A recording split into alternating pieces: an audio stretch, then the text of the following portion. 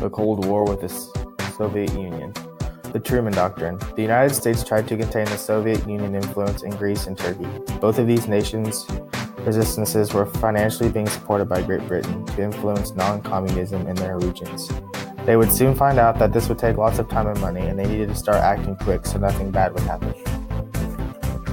Truman Say. On the 12th of March in 1947, Truman was able to accept the challenge.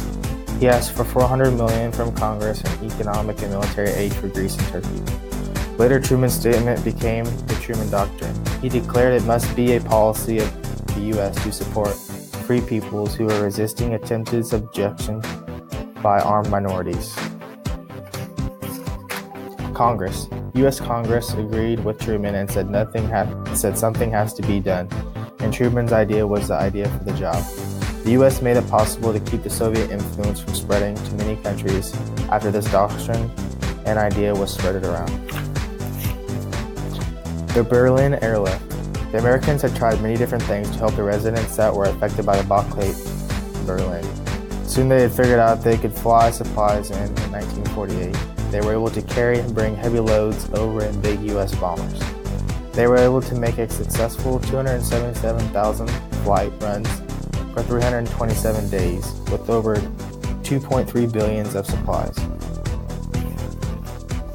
The Airlift. During Christmas, the pilots would spend their own money and buy lots of toys for the little kids that had nothing in Berlin. The supplies they flew over included fuel, food, and medicine, and other little necessities. The airlift made it possible for the people to survive in the blockade. By 1949, Russia knew they had been beaten and raised the blockade.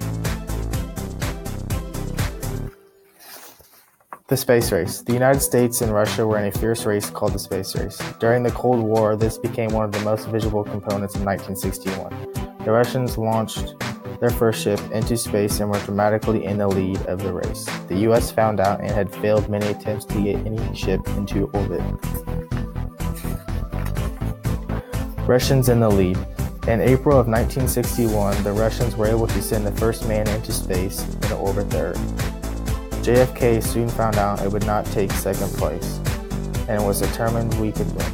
On the 20th of July, the U.S. had finally succeeded and sent 2 men into space. Neil Armstrong was the first to step on the moon, with his famous quote of, "That's one small step for man, one giant leap for mankind."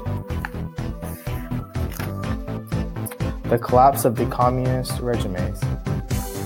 Gorbachev encouraged many people of East Germany and Eastern Europe to go their own ways. In 1988, he reduced the number of Soviet troops in Eastern Europe. However, the Soviet Union was still intact. Gorbachev allowed non-communists to help organize satellite nations, and he encouraged these nations to move into a democracy. Gorbachev's speech. During his speech at the Berlin Wall, President Reagan challenged him to back up his reforms and to be decisive with his actions. Germany opened the Berlin Wall for the first time on November 9, 1989, in the last 28 years. The Berliners took a crack at the wall as the border guards just stood back and watched them hammer away at the wall. The free elections followed on October 3rd, and the two nations united as one.